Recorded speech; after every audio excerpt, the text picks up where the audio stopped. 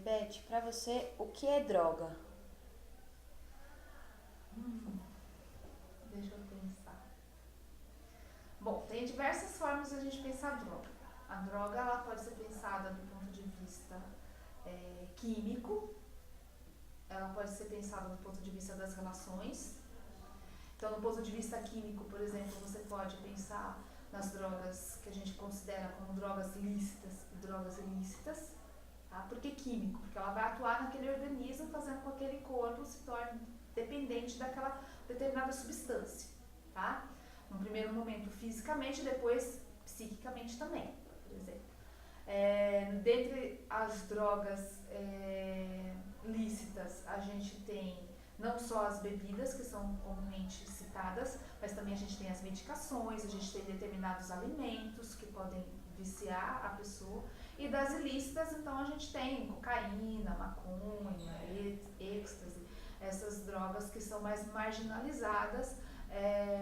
Mas eu gosto sempre de ressaltar o aspecto de que a gente precisa falar também sobre as drogas lícitas, porque elas também causam dependência e, a meu ver, são drogas também. E como eu falava então, do ponto de vista das relações, muitas relações que nós estabelecemos com algumas pessoas, às vezes próprios familiares, um namorado, um colega, elas também podem se tornar viciantes. Então esse é o uso que se faz, inclusive, quando você se torna vítima de pedófilo, quando você se torna vítima de um contato numa rede social, por exemplo. São outras formas que envolvem as relações e que elas também são viciantes. Então, dentro desse campo, hoje a gente fala muito da cyberdependência, por exemplo, da dependência de jogos em rede, da dependência de sexo, que é um outro tipo de dependência, e que você pode ler por essa relação de dependência, entender aquilo como uma droga. Droga no sentido daquilo que te vicia, daquilo que faz com que você necessite daquela substância ou daquele tipo de relação ou daquele tipo de atividade para se sentir bem e para realizar outras ações, tá? Então, não sei se eu respondi, vocês querem que eu... Sim, não, tá bom. O nosso trabalho está focado em medicalização da infância. Então, a gente queria saber quando você acha que medicar uma criança é realmente necessário. Então, a gente vem nos dias de hoje pensando muito nessa questão da medicalização por conta de fatores de comportamento das crianças.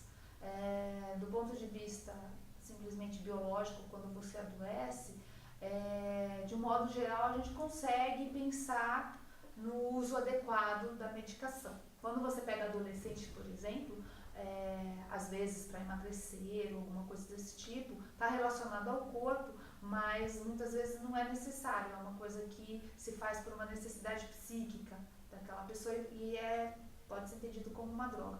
No caso da medicalização, é difícil de você falar sem conhecimento do caso. O que é importante é que você possa fazer uma observação dessa criança, fazer uma entrevista com os pais, ter um acompanhamento de uma equipe multidisciplinar, que possa pensar o que eu estou chamando de desvio do comportamento, o que eu estou chamando de transtorno. Hoje em dia tem uma banalização muito grande na leitura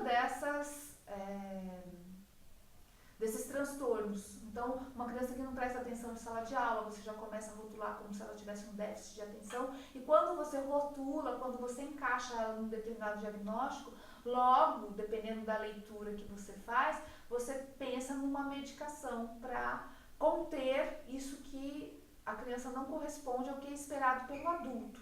Tá? Então, só casos extremos em que você realmente identifique que aquilo vai beneficiar a criança e não só o ambiente no qual ela está inserida. Então a gente tem que pensar a quem nós queremos servir, ao bem-estar da criança, ao desenvolvimento da criança ou àquele ambiente no qual ela está inserida. Então eu estou preocupada da professora ter o controle sobre todas as crianças, porque tem uma que é mais questionadora, então eu penso, vou dar um calmante ou vou dar alguma coisa para conter esse comportamento dela, ou realmente é uma criança que tem déficit de atenção real, que foi identificado ali por um exame clínico, que vai falar do biológico, que vai falar de um sofrimento que ela está vivenciando e que aquele remédio vai poder trazer um alívio para esse sofrimento. Então, acho que a gente tem de analisar esses fatores. Se houver um sofrimento e a medicação ela puder ajudar essa criança, que a gente possa dar essa medicação. E também pensar em outras alternativas. A mudança das atividades, um trabalho físico, né, do ponto de vista de um esporte, uma terapia ou uma análise. Então, tem outras coisas que a gente precisa pensar para ajudar essa criança, não partir direto para a medicação. Tá.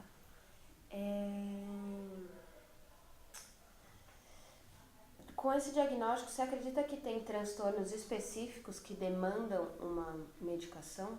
Eu acredito que sim, tem transtornos que a medicação ela pode auxiliar sim. Tem questões relacionadas ao processamento de informações, tem questões relacionadas a convulsões, por exemplo, tem algumas medicações que diminuem o nível de ansiedade da criança, tem algumas crianças com quadros psicóticos que uma medicação nesse sentido ela pode diminuir algum tipo de delírio, alguma manifestação nessa questão. Aí você vai analisar a dosagem que isso pode ser ministrado para a criança, mas sempre, eu sou psicanalista, vocês sabem, então sempre que a gente pensa nesse campo da psicanálise, não é só o fator orgânico, então a medicação ela vai atender muito esse fator que está comandado mais pelo orgânico. Você tem de pensar também em fortalecer essa criança para que ela possa lidar com os obstáculos que são colocados para elas, com limite. Então, o trabalho em grupo, o trabalho, mesmo que não seja dentro da sala de aula. Quando eu penso que ela vai sair da sala de aula, eu pensar em que tipo de trabalho que eu posso proporcionar para ela fora da sala de aula que não seja só medicamentoso.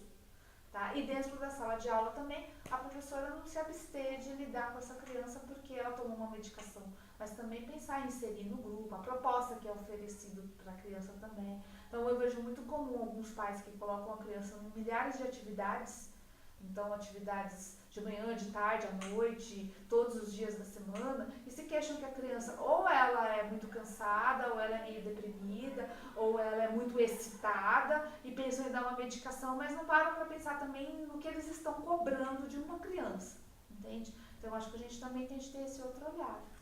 Tá. Nesse sentido, ao que você atribui esse aumento da medicalização? Bom, eu acho que tem uma questão da contemporaneidade dos dias de hoje, que as pessoas querem uma resposta imediata para o sofrimento que elas vivenciam.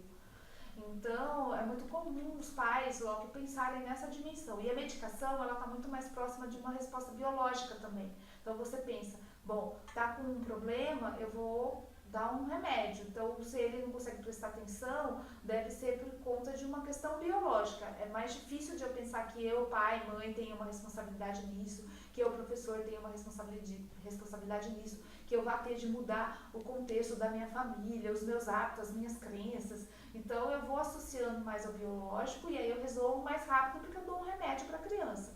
Tem uma leitura também na sociedade que vai pensando uma série de sintomas que antes não eram catalogados, então você começa a identificar, todas as crianças fazem isso, puxa, vamos criar uma categoria para falar do que é isso? Criei uma categoria, será que a gente não consegue desenvolver um remédio que possa resolver essa questão? Então vai se pensando um pouco nessa dimensão também. Eu acho que é uma questão de resolver rapidamente, de diminuir a frustração e desse excesso de classificação das doenças que a gente vai encontrando no dia a dia e do comportamento das pessoas. Então você vai tendendo a classificar mais aquilo que as pessoas fazem e a criar categorias para delimitar mesmo o que escapa do padrão, do que é comum, entendeu? E você tem algum remédio na sua bolsa? Olha, hoje não. Isso aí, Sasha.